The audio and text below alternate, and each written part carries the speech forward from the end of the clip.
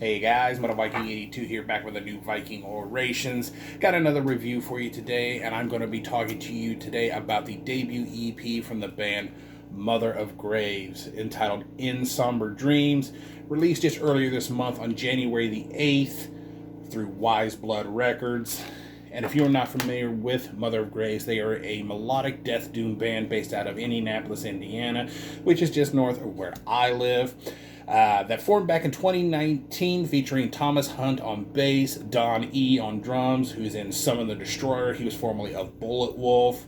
You have Ben Sandman on guitars, Chris Morrison on guitars. Both of them are in this awesome tech death band, Harakiri, from here in Indiana. And then finally, you have Brendan Howe on vocals. He's also the vocalist of Summon the Destroyer. He's the drummer of Obscene, and he's been in a lot of other really cool bands. And let me tell you, this EP, as I said, it is their debut EP. It is 4 tracks and just a little over 18 and a half minutes in length, but I cannot get enough of this thing.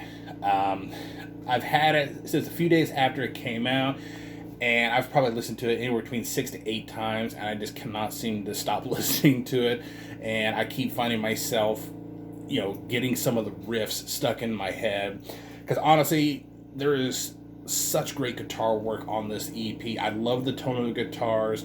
You get this kind of mostly mid-pace tempo riffing with a few moments where it does kind of kick things up into a higher tempo, but it also slows things down to a almost acoustic style of playing.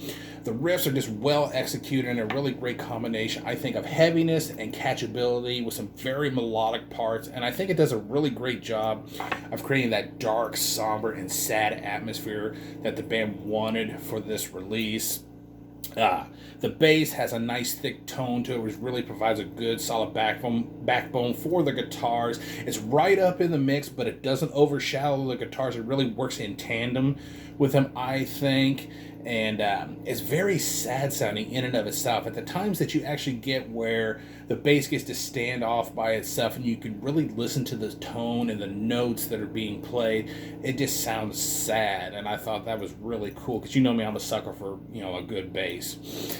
The drum work and the production of them is really solid on here, I think. I love the patterns and fills, lots of really good double bass work. It's not overused, but it's implemented at just the right time to really carry the song through that particular passage, I think.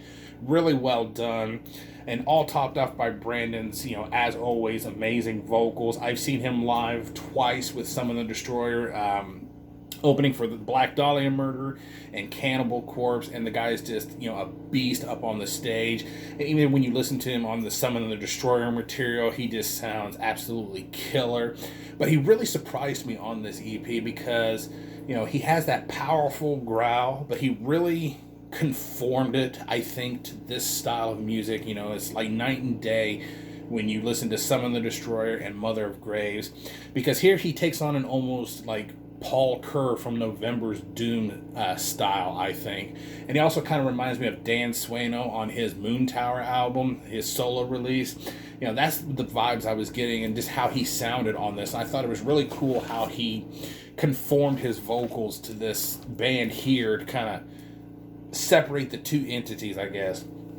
And, this EP, it's only 4 tracks, but I found a lot of stuff that was really standing out to me. And track 1, In Somber Dreams, has another surprise from Brandon on here, and that is clean vocals.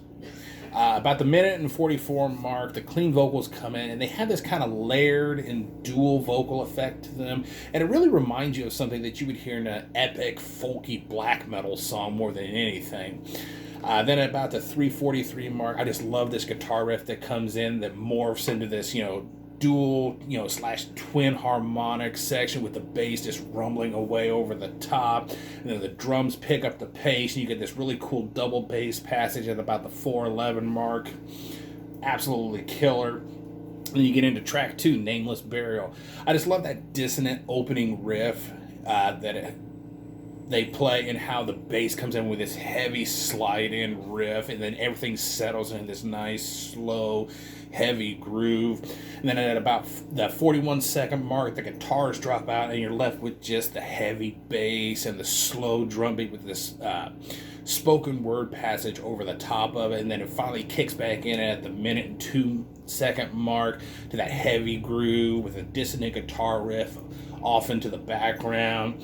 And then another surprise comes at the 2:56 mark, and that is the first appearance of piano on this. And I think it really adds to the atmosphere of the song, and it sounds slightly creepy at the same time, which again I thought it was executed really well. Then you move on to track 3, The Urn. There's a section at about the 40-second mark that has this almost Opeth-y type feel to it, especially when the bass hits this certain note at the 1:22 mark, and it leads to this acoustic sounding riff at 1:41. That really has shades of Opeth on it for me.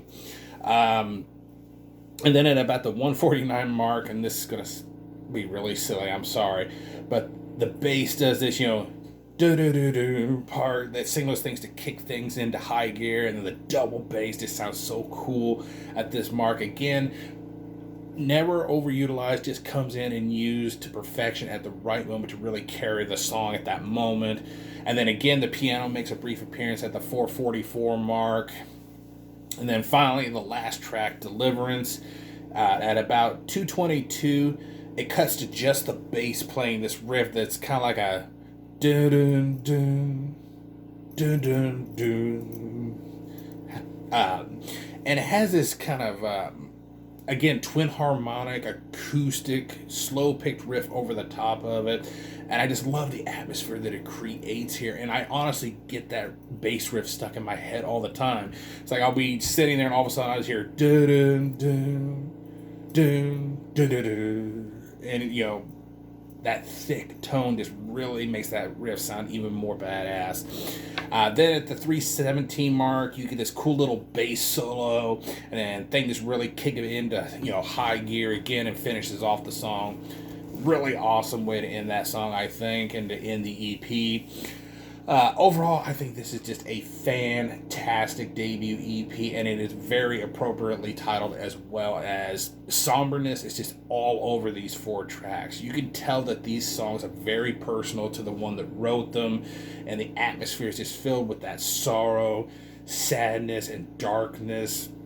And there's lots of great musicianship on here, and the vocals absolutely killer, and these are all veterans of the Indiana metal scene, and I think they really crafted an EP that accomplished what they intended when they were writing it. They wanted to put out something that was personal and sad sounding, and I think they really accomplished it, but yet they also made it to where it's very catchy, it's very melodic, so you really want to go back to it and listen to it over and over again and try to find parts that you missed before. And I just honestly cannot wait for what's next for these guys. I hopefully will see a full length come out sometime soon. The first edition CD is sold out. They just now got in the second edition of this. And it was the first edition, as well as the cassette here, was limited to 100 copies apiece. I will leave a link down below so you can check this out for yourself. Go support the band. Go support Wise Blood Records, as they are a relatively new label here in Indiana and definitely deserve your support. I give this a solid 9.5 out of 10. Go check it out and support these guys. That is going to do it. Thank you so much for watching and subscribing. And until next time, stay brutal.